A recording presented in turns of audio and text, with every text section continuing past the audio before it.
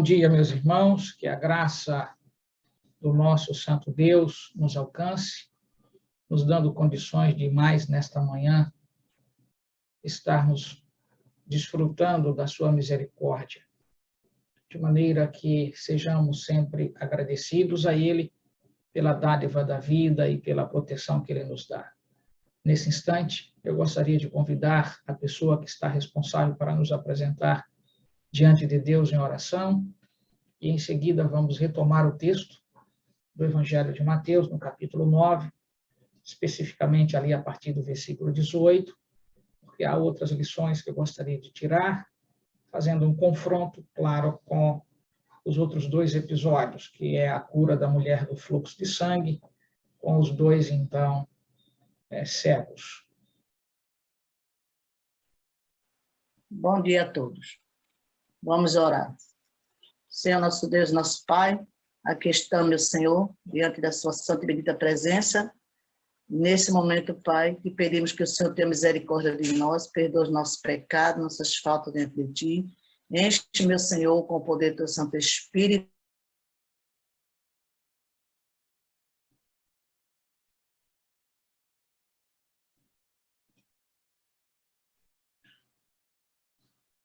Bem, acho que a internet da irmã lá caiu a conexão. Ou ela desligou o áudio, alguma coisa que aqui não dá para identificar. Nisso, teu áudio está desligado. Agora, abre. Veja aí, tá bom agora? Sim, então você tem de retornar à oração, por favor, e Tá aí, certo. para ver se não há nenhum problema. Tá certo. Vamos orar. Senhor, nosso Deus, nosso Pai, aqui estamos, meu Senhor, diante da sua santa e bendita presença, e nesse momento, Pai, te pedimos que o Senhor tenha misericórdia de nós, perdoa os nossos pecados, nossas faltas diante de Ti. E enche-nos, Senhor, com o poder do Teu Santo Espírito e nos batiza com o mesmo. Abençoa nesse momento a todas as famílias aqui representadas, abençoa meu pai, o pastor Cícero, pois esse é usado pelo Senhor para que assim venha passar a mensagem para nós e enche ele com o poder do Teu Santo Espírito também, Pai. Abençoa esse dia de hoje e toma, Senhor, nas Tuas mãos nossas vidas, pois as nossas vidas te pertencem. Cuida de nós, meu Pai, como se fosse a menina dos Teus olhos. Nos protege, nos guarda de tudo e de todos. Toma-nos, ó Deus, para sermos Teu inteiramente. Aos Teus pés deponho todos os nossos projetos. Usa-nos hoje em Teu serviço e permanece conosco, Pai. E permite-nos, Senhor, que toda nossa obra se faça em Ti. É em nome de Jesus, meu Pai, que nós te pedimos todas essas bênçãos e já te agradecemos, meu Senhor, por cada uma delas, no nome santo de Jesus. Amém. Muito bem, meus amigos, voltemos ao texto do Evangelho de Mateus, capítulo, portanto, 9, versículo 18. Há diversas outras lições que eu gostaria que nós, então, nos submetêssemos a refletir e, claro, tirarmos algumas verdades práticas, né, de todas estas histórias que aqui se apresentam. O que eu procurarei fazer hoje será algo de confronto entre os três episódios. Você se lembra que Jesus havia voltado ali da terra, então, dos Gadarenos, né? De acordo com o capítulo 8, versículo 28, Jesus tinha ido à terra dos Gadarenos. Ali no finalzinho da tarde, houve todo aquele problema em relação à tempestade. Jesus chega à terra, ao encontro singular daqueles, então, endemoniados. Jesus liberta, mas não é, de alguma forma, bem aceito no ambiente. Eles o expulsam da terra, Jesus retorna. Nesse retorno, Cristo está, então, chegando já a Cafarnaum. Mateus usa a expressão a sua cidade. E aí já existia, portanto, muita gente esperando, com suas dificuldades e problemas. Jesus começa a atender a todas elas. Nestes dias que Jesus permanece ali em Cafarnaum, em uma destas manifestações públicas de Cristo, ele faz um convite direto a Mateus, que está ali na alfândega, realizando a sua atividade de coletor de impostos. Havia-se passado, portanto, alguns dias, e neste contexto, Jesus, então, é convidado para vir à festa que, então, Mateus ali promove em agradecimento pela libertação que Jesus fez de sua própria vida. E Jesus vem já com os seus discípulos. Fica evidente que nesse encontro do jantar, André não estava presente. Parece que André, logo nos primeiros momentos do ministério de Cristo, não ficou muito ao lado das atividades que Jesus realizava. Parece que André ficou mais preso à situação de cuidar dos aspectos, então, ali da empresa pesqueira do seu irmão Pedro. E como sabemos que ele não estava nesse jantar, porque quando ocorre este embate, pelo menos do ponto de vista de discurso dos escribas e fariseus que viram, então, os discípulos de Jesus saindo da casa de Levi e Mateus, este grupo começa, então, a colocar em conflito a posição dos discípulos de João Batista e a posição dos discípulos de Jesus.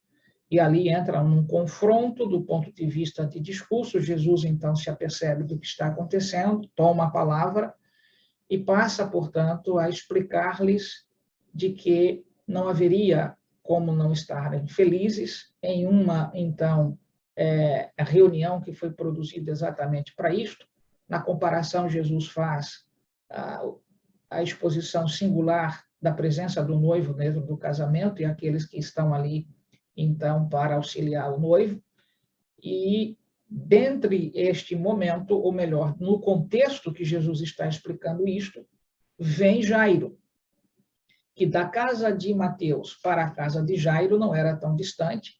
Enquanto Jesus está dando esta resposta, Jairo chega, ou seja, o chefe da sinagoga, e então apresenta para Jesus o pedido de que ele deveria se dirigir à sua residência em razão de que sua filha está bastante doente. Jesus escuta, portanto, o apelo daquele líder de sinagoga e começa a se dirigir para a sua casa. Só que muita gente começou a fluir para o momento ali que Jesus está já fora da casa de Levi.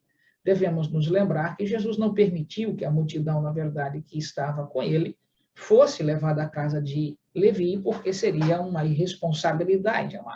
Uma coisa é você chegar com 3 pessoas à casa de alguém, outra coisa é você chegar depois de um convite, cercado aí de 30, 40 pessoas. Então, isso geraria um desconforto muito grande. Então, enquanto Jesus estava ali ouvindo o apelo de Jairo, há algo que está acontecendo singularmente na vida de uma mulher. Ela estava acometida, então, de uma doença que era bastante impressiva e até ao mesmo tempo danosa para o contexto de época. Esta senhora estava com fluxo de sangue. Essa expressão apresentada nos evangelhos nada mais é do que uma hemorragia excessiva, em razão, talvez, de algum problema em sua genitália. O que ocorre é que não havia, portanto, solução muito adequada para esse tipo de coisa. E quando nós lemos o episódio no Evangelho de Mateus, e vamos, então, dentro do contexto que eu estou colocando a todos nós aqui, Jesus está, portanto, ali, tentando, de alguma forma, chegar à casa do chefe da sinagoga, mas enquanto estava se dirigindo para fazer isto, muitas pessoas ao seu entorno, ele começa a atender e começa a ajudar essas pessoas. É neste contexto que a mulher que está com fluxo de sangue, então, se põe para tocar em Cristo. Eu lhes disse ontem que esses 3 episódios, o pedido do chefe da sinagoga, a mulher com fluxo de sangue e, então, os cegos, há algo de comum em estas narrativas. E o que há de comum é que cada um destes que aí se põe não tinha uma visão muito adequada de Cristo. Você observa que o motivo que levou então o chefe da sinagoga, ao Jairo, vir até Jesus, não era porque ele estava vindo para adorá-lo, porque confiava, porque isto era exatamente o despertamento de sua fé. Fica evidente que esse chefe de sinagoga veio porque era o seu último recurso, aquilo que a gente poderia interpretar exatamente como todas as coisas foram feitas e ele não havia procurado Jesus antes. Mas agora, quando chega no estágio final, que as forças lhes faltam, ou lhe falta, necessariamente ele procura, então, nesta ausência de poder, buscar quem poderia resolver. A mulher do fluxo de sangue, igualmente, há algo aí em comum. Ela depositou confiança numa espécie de, olhando do ponto de vista comum, de uma superstição. Como era supersticiosa? Superstição colocada na ideia de que se tocasse no manto de Cristo, então estaria, ou seja, na capa de Cristo, estaria de alguma forma livre de sua doença. Os cegos também estavam, portanto, na situação semelhante. Quando a gente vê a declaração que eles fazem lá, quando se aproximam de Jesus, evidencia, portanto, que esses dois cegos não tinham, de fato, uma compreensão adequada, porque eles usam uma expressão que não era a expressão que Jesus atribuía a si mesmo e que não utilizou para si mesmo. Aliás, essa expressão vem desses dois cegos. Jesus, filho de Davi, essa expressão, filho de Davi, nunca foi aplicada a Cristo. Os cegos aplicaram. E aí a gente entende que a visão que eles têm de Cristo é uma visão distorcida. Porque a expressão filho de Davi, ela é, na verdade, uma espécie de recapitulação daquilo que parecia ser o Davi, então, rei entronizado.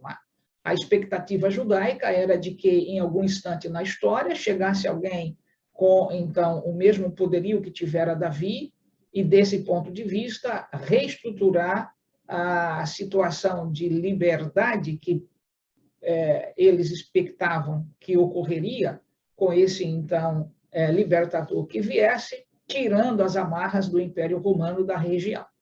Então, a expressão filho de Davi também é uma, eu diria, forma de evidenciar que estes não tinham uma compreensão adequada de Jesus. Então, no confronto dos três episódios, o que fica evidente?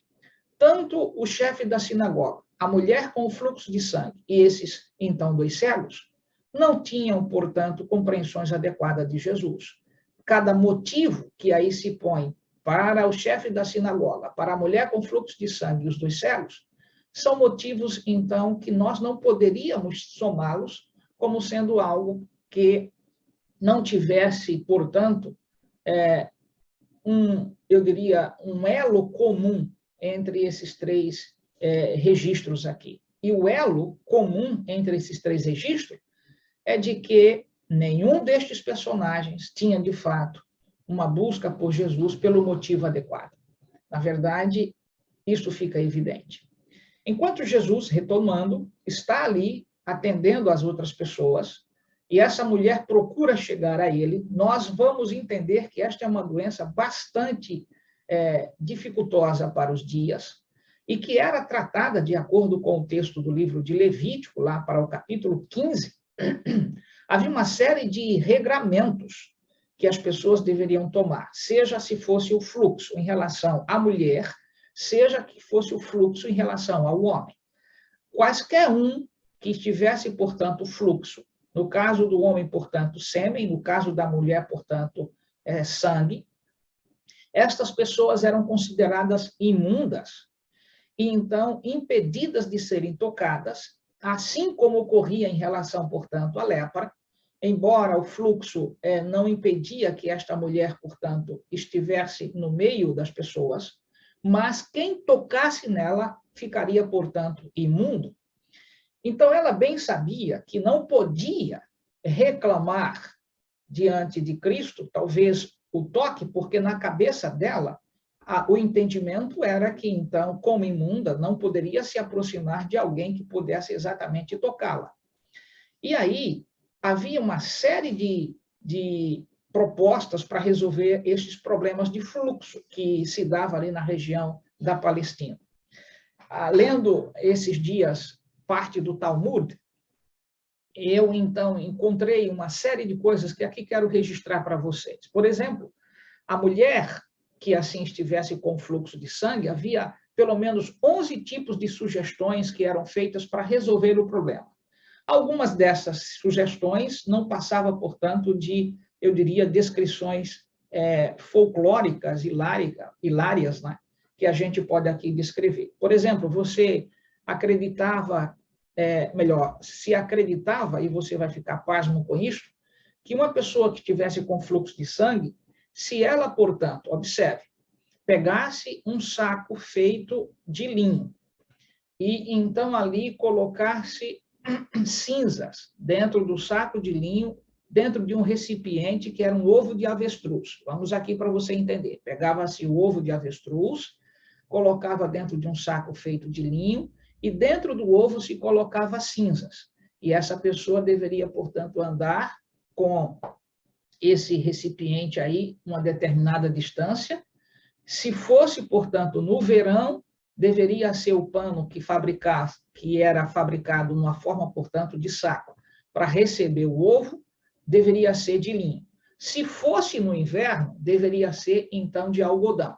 E a pessoa, então, andava com isso em determinado momento, para que, então, pudesse ficar livre do fluxo de sangue. Veja, situações bastante ridículas. Outro tipo de sugestão era que deveria, portanto, encontrar no esterco de um burro, cuja, então, traseira do burro, ou seja, o dorso do burro, deveria, portanto, ser branca. Ele pegava, portanto, aquele semente de cevada que aí se encontrava nesse esterco, e ele, portanto, teria, se encontrasse essa semente de cevada, estava consciente que ela ficaria, então, curada. Então, veja, uma série de coisas que existiam no período de Jesus, que nada disso resolvia o problema da mulher. E, pastor, por que você está contando isto? Venha comigo para você verificar como Marcos registra o comportamento desta mulher, o que ela já havia feito para tentar solucionar o problema. E aí você entende porque, de fato, eu fiz menção dessas sugestões que se encontram, então, no Talmud. Venha comigo para, então, a situação aqui da mulher enferma. Marcos, capítulo 5, versículo, portanto, 24 em diante. Dizia assim: grande multidão o seguia, comprimindo. Aconteceu que certa mulher, que havia 12 anos vindo sofrendo de uma hemorragia e muito padecera à mão de vários médicos, tendo despendido tudo quanto possuía, sem, contudo, nada aproveitar, antes, pelo contrário, indo a pior. Observe que essa expressão aqui, este verso, nos demonstra que essa mulher fizera tudo o que estava sob o seu alcance em época. Então, é possível que ela tenha praticado todos esses outros tipos de coisas, aqui que eu citei pelo menos 2 dos 11, que eu não vou perder tempo aqui de narrar para você, 11, eu diria, sugestões que se tinha para alguém que tivesse, então, com esse tipo de hemorragia. Mas uma das coisas mais detestáveis desta doença era a impossibilidade de receber um abraço, de ser tocada, de ser, portanto, de alguma forma recepcionada com o calor humano, porque era, de acordo com Levítico, capítulo 15, quem está numa situação dessa teria, portanto, de ser considerado uma pessoa imunda. Esta mulher vinha sofrendo com toda essa situação ao longo desses, então, anos. No paralelo com a primeira história, tudo isso está acontecendo no momento que Jairo havia se dirigido até Jesus, que estava próximo ali da casa, portanto, de Levi, e enquanto Jairo estava fazendo esse pedido a Cristo, esta mulher, no meio da multidão que cercava Jesus, estava com essa, então, imagem na sua mente, de que se tocasse em Cristo, no manto, ela então ficaria curada. Enquanto isto está acontecendo na sua mente, Jesus está atendendo as demais pessoas e ela tem, portanto, diante da multidão, a chance de se, até talvez, se escondendo, se agachando, toca, então. E aí Jesus faz a pergunta: quem tocou em mim? Você se lembra que os apóstolos que estavam com Jesus eram os três, né? Pedro, Tiago e João. Porque até esse momento, Levi e Mateus não seguia ainda Jesus. Você se lembra que Jesus havia saído do jantar da casa dele. Então, ele não estava aí neste momento com Cristo. E enquanto Jesus fazia essa pergunta, os discípulos, então, dão uma resposta comum. Como perguntas quem te toca? A multidão te aperta de um lado e de outro. E aí Jesus disse, porque de mim saiu virtude, saiu poder. E aí é quando a mulher, escutando essas coisas, ela tenta se esquivar no meio da multidão, e Jesus, então, insiste na pergunta, até que ela, então, toma coragem e se apresenta e diz, fui eu, Senhor. Naquele momento, Jesus está ali se demorando. A cabeça de Jairo está num turbilhão de dor, de dificuldades. A doença da sua filha era realmente mortal.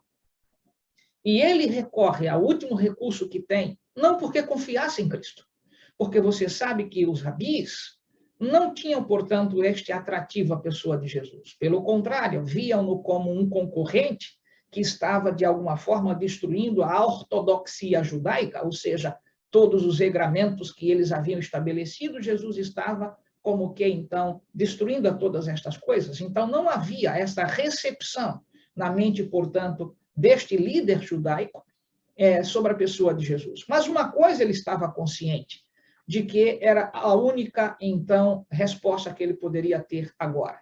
E enquanto Jesus se demorava, parecia ser que, na verdade, Jesus não estava fazendo caso algum para a situação do Jairo.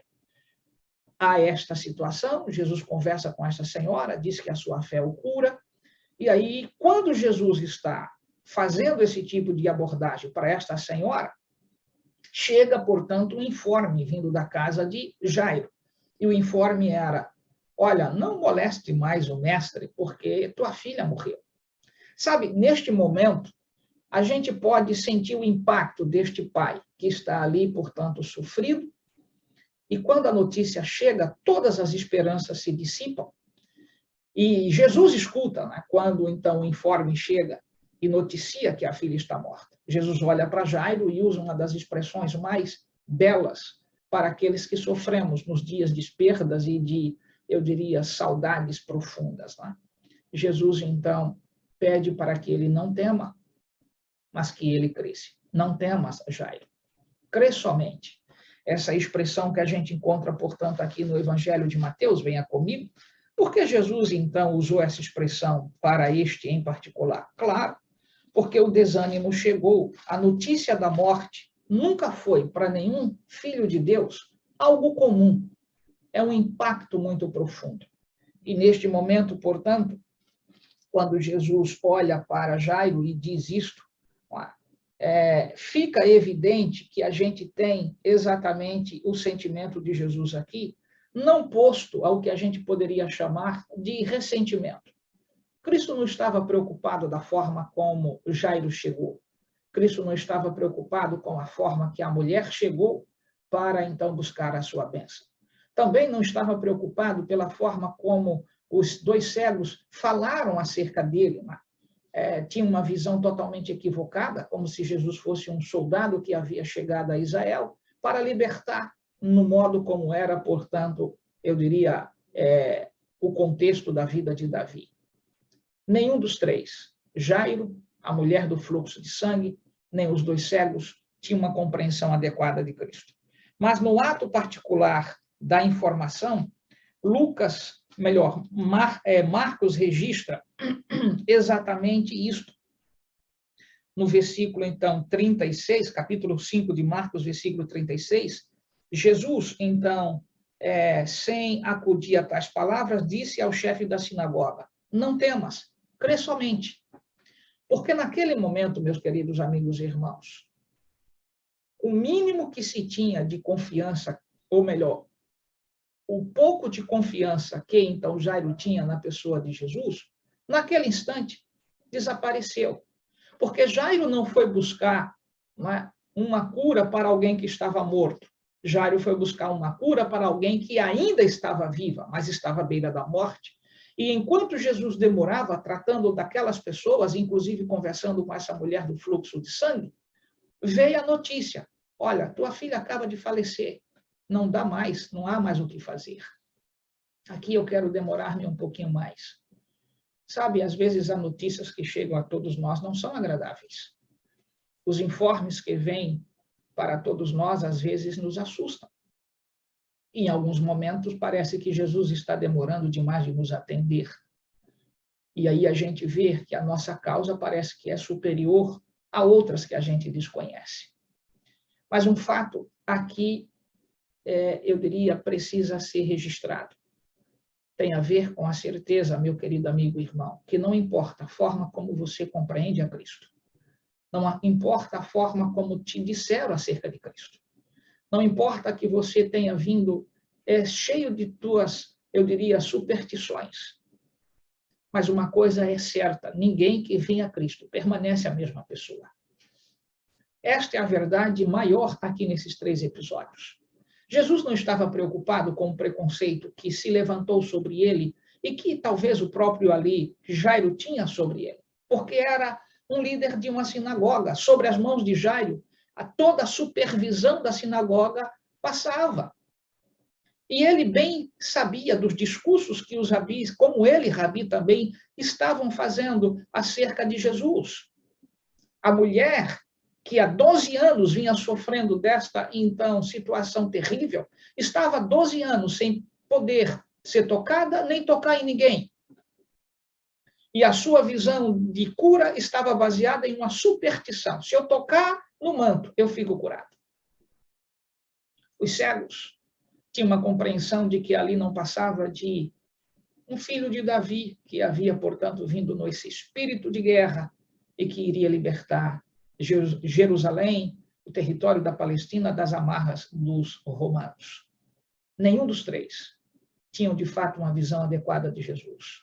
Vieram a Cristo como se encontravam, mas jamais, reitero, alguém que vem a Jesus permanece da maneira como chega. É preciso que a gente atente que o poder do Evangelho não está preso à, então, falta de compreensão que muitas pessoas têm de Jesus. Tornando esta frase mais adequada, o que eu quero dizer-lhes é: você pode até vir a Cristo da maneira como você bem entender, com seus preconceitos, talvez sujo, imundo, com a boca cheia de palavrões. Você pode vir a Cristo da maneira que você bem entender.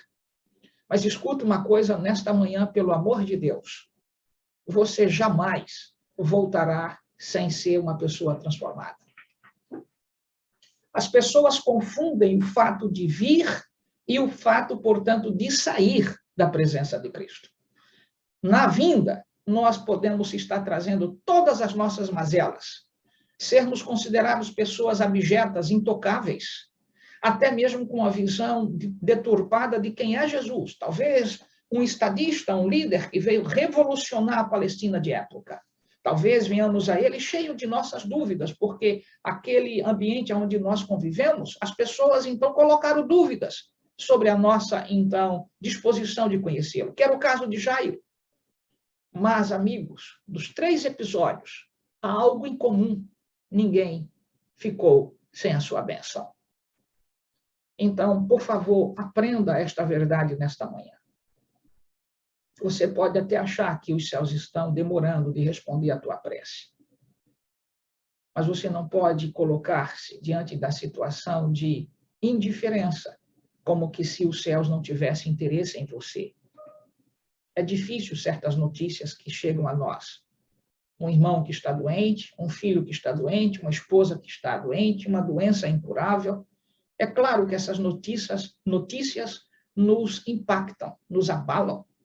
Uma mãe que está sobre um leito de um hospital e que a expectação é que ela saia, e a cada dia vai nascendo, portanto, a esperança, em alguns momentos, portanto, a desesperança, e a gente fica, portanto, eu diria, nessa oscilação profunda.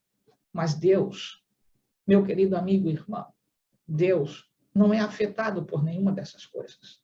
A doença não lhe atinge. Os preconceitos que os homens colocaram em determinados tipos de doença não atingem o nosso Deus. ele não é afetado por nenhuma dessas coisas. Então, ele vai te atender. E muitas das vezes, a forma do Senhor nos atender é nos permitindo que, então, a notícia continue sendo dolorosa, de que, de fato, a pessoa a quem nós amamos vai ser tirada de nós. Mas ele usa a mesma expressão para você e para mim nesta manhã. Ei, não temas. Não temas. Crê somente. Essa foi a mesma expressão que o Senhor utilizou para, então, Maria em relação a Lázaro. Por essa ocasião, Lázaro ainda era um desconhecido. Mas é preciso que nós nos lembremos de uma particular questão aqui. Lucas registra que neste período que Jesus estava ali em Cafarnaum, ele foi a uma vilazinha chamada Naim. E ali ele fez, então, eu diria, o milagre da ressurreição no filho daquela viúva. Esse assunto, é claro, que pode ter chegado às cercanias ali de Cafarnaum. Mas a filha de Jairo ainda não estava morta. Então, ele não veio baseado na crença do milagre, do filho da viúva de Naim. Não veio baseado nisto. Ele veio buscando em Cristo o seu último recurso, porque era assim que ele havia depositado então, notícias que corriam acerca deste Galileu totalmente distinto em Cafarnaum. Mas, amigo e irmão, enquanto a filha de Jairo estava nascendo, distante, desconhecida de tudo e de todos, uma mulher estava sendo acometida de uma doença incurável. É evidente que essa senhora tinha recursos, não era uma pobretona, porque quando Marcos registra que ela gastou tudo que possuía para tentar livrar-se desse incômodo desgraçado que era a sua, então, hemorragia. Não podia ser abraçada, tocada. Mas a sua fé, baseada de maneira simples, alcançou a bênção. O que eu estou te dizendo, por fim, eu não sei qual o nível de fé que você tem. Não sei qual o nível de incerteza que você está. Quais são os lamentos que batem a tua mente e a desesperança igualmente. Mas uma coisa é certa, se você for a Jesus, ele há de te confortar. Mesmo que a perda seja profunda, ele há de te confortar. Enquanto na casa de Jairo a alegria pelo nascimento dessa criança, do outro lado havia alguém que estava sendo acometido de uma doença. Porque a filha de Jairo tinha 12 anos e o fluxo da mulher já estava há 12 anos. O que implica dizer que alegrias e sofrimentos é o que, portanto, demarca a situação desta terra. Meu querido amigo e irmão, nós não somos daqui. Nós não viemos aqui para ficar. Esta terra tem dor, tem sofrimento, tem perdas. Então, antes de olhar para você e achar que você é o único que sofre, o único que está sendo acometido pela doença, que perdeu gente, que perdeu talvez o fato, que está com sequelas, se lembre que há dezenas e dezenas de milhares que estão nesta terra, acometidos de doenças piores do que aqui chegar a você. Não perca a sua esperança em Cristo. Não perca a sua paz. Erga-se.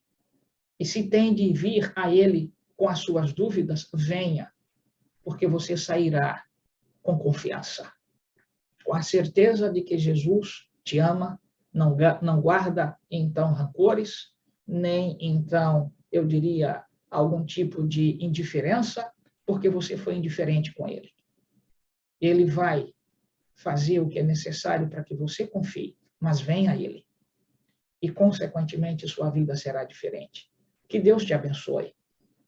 Que a mão poderosa do nosso amigo Espírito Santo repouse sobre você nesta manhã.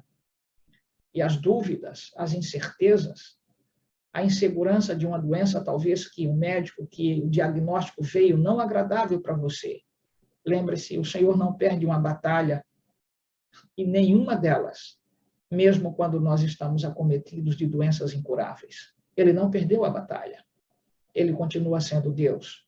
E muitas vezes esquecemos que os que dormem em Cristo estão exatamente aguardando o dia do grande chamado para despertarem do sono. Jesus ali não fez uma cura. Jesus realizou o milagre da ressurreição. A menina estava morta. E o ambiente não era agradável para Jesus tratar daquilo que ele gostaria de tratar. Amanhã, eu quero retornar a esse ponto. Como é que Jesus chega ao ambiente e o que ele faz para que, então, a situação não se torne uma espécie de marketing da pessoa de Jesus. Coisa exatamente, totalmente distinta daquilo que nós encontramos nos dias atuais, no comportamento de muitos pregadores. Quer os holofotes, os aplausos, como se eles fossem os destacados. Como Jesus tratou o doente, as doenças e as famílias que estão sofrendo, ele nunca fez desse tipo de episódio algum tipo de vantagem para ele. Que Deus te ajude, amigo, a entender que somente a fé é o que de fato nos pode aproximar de Cristo. Venha, mesmo com as suas dificuldades, mas venha, porque Ele há de te transformar. Que Deus te ajude, meu desejo, igualmente a minha prece. Vamos orar. Querido Deus, que a tua graça repouse sobre nós, que teu Espírito nos conforte, que tua graça continue sendo objeto de nossa segurança nesta terra. Senhor, aumenta-nos a fé. Pedimos-te, no santo nome de Jesus. Amém.